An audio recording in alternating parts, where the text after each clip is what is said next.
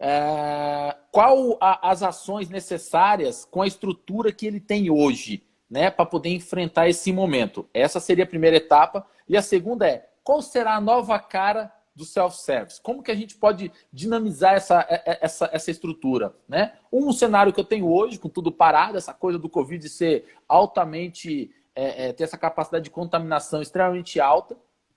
E a outra é depois que eu sair dessa história. Tá bom, eu saí, é um novo mundo, não é como era antes, mas eu ainda tenho a minha estrutura de self-service lá montado, eu ainda tenho meu autosserviço montado. O que eu faço com tudo isso e o que eu vou ter de soluções frente a tudo isso? Bom, dentro do nosso grupo ali do WhatsApp, do FCSI, né? O nosso companheiro Milton Machado, que é da prática, né? Ele, em um determinado momento, 2 semanas atrás, ou um pouco mais, ele lançou alguns desafios ali. E uma das questões que ele levantava era, puxa, como que vai acontecer com os restaurantes selfies, né? E a partir dali a gente começou a estruturar uma análise sobre isso, né? A gente sabe que esse tipo de restaurantes, somente no segmento comercial, ele corresponde a 300 mil estabelecimentos, né? Isso segundo dados do Marco Amati, aqui também nessa conversa, nesse papo de quarentena, ele deu esse dado.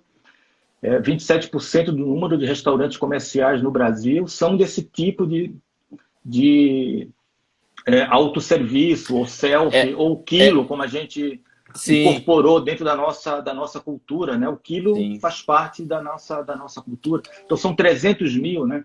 Lembrar também que esse sistema de serviço, autosserviço, ele é utilizado no segmento institucional, né? Nos restaurantes de empresas, né?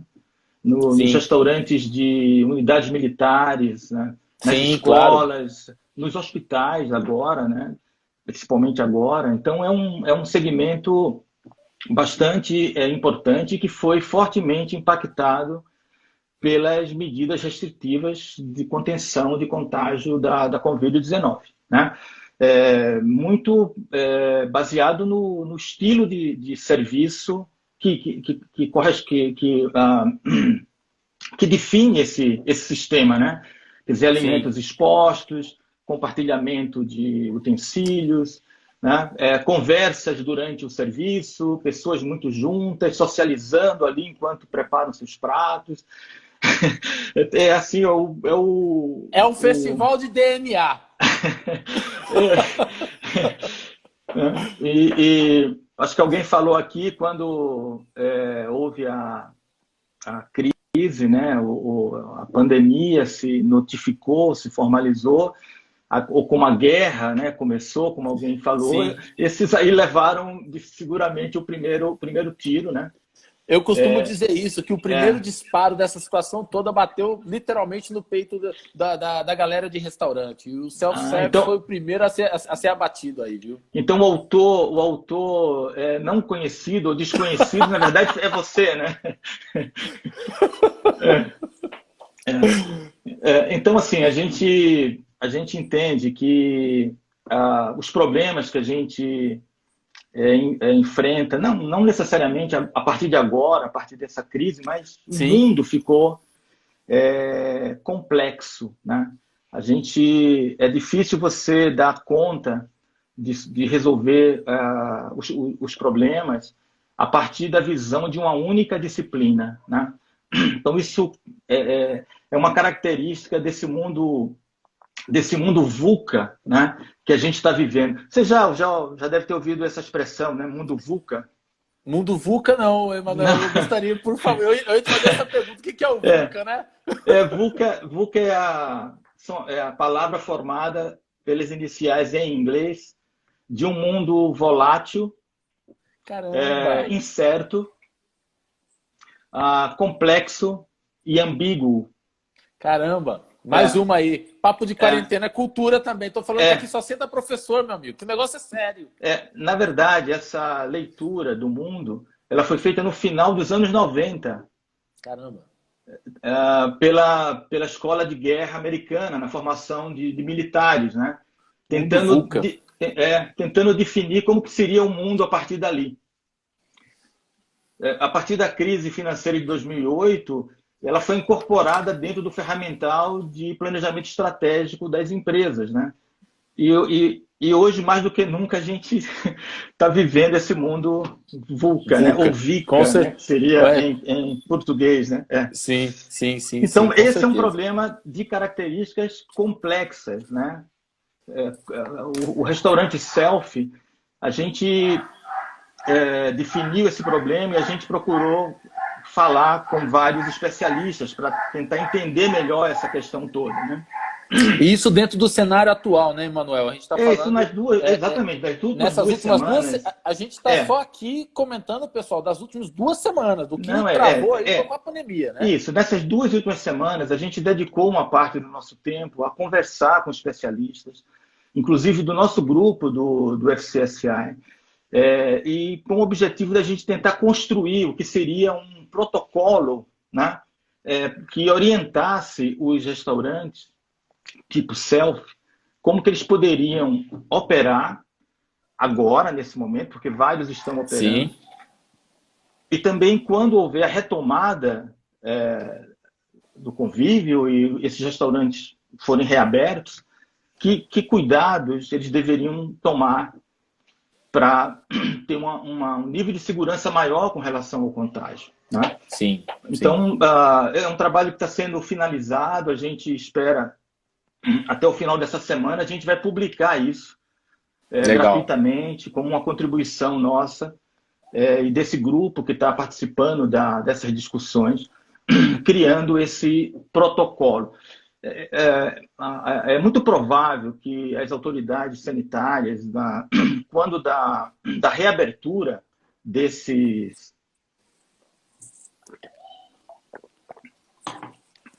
restaurantes, eles possivelmente vão publicar um protocolo. Isso está acontecendo em várias áreas. Quando há retomada, se publica um protocolo com orientações.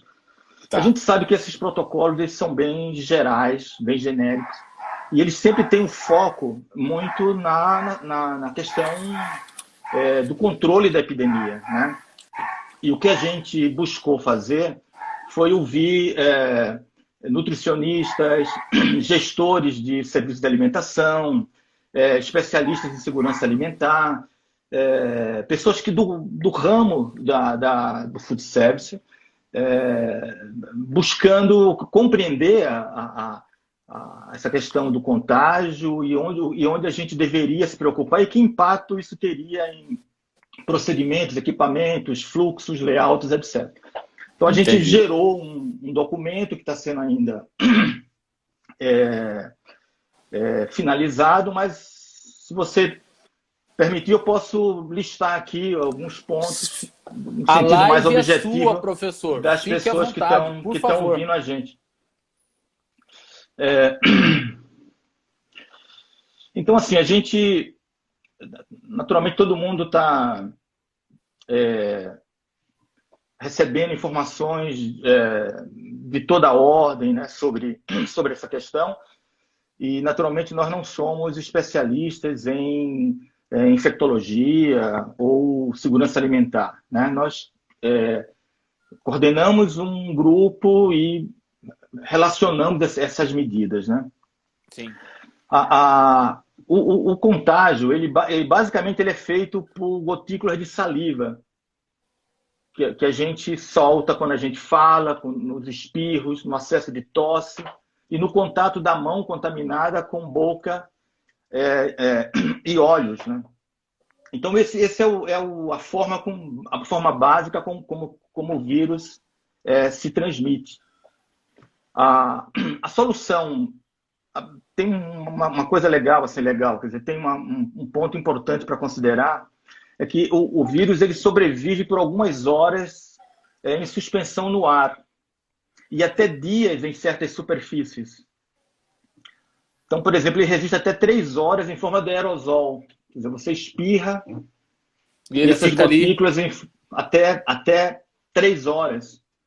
E em superfícies, por exemplo, como o ácido inoxidável, mais usado nas cozinhas, ele pode ficar até 3 dias. Caramba. Né? A solução objetiva é isolamento social e lavar as mãos.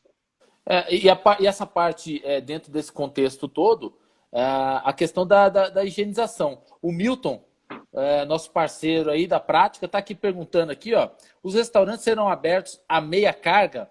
Como serão as adaptações para esse cenário, para esse novo cenário aí, né, nessa situação nova? Mas antes de responder essa pergunta, eu queria pegar nesse gancho que você está falando a respeito desse efeito, né, da triagem aí de contaminação do Covid e de como ele coloca todo o nosso setor, né? Ele joga a gente para uma situação de refém, até que surja aí uma vacina, um medicamento, alguma coisa do tipo, para a gente poder combater e isso entrar na rotina, no nosso dia a dia.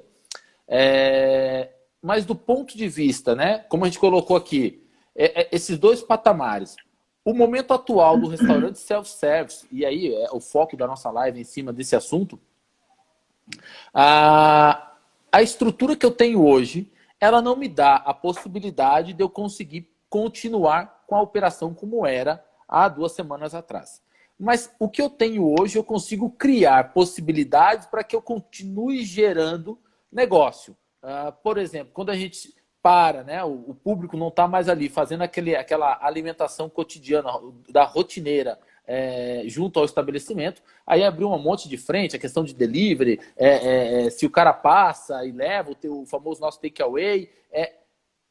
Isso o cenário atual, a gente pode considerar ele como algo extinto, né?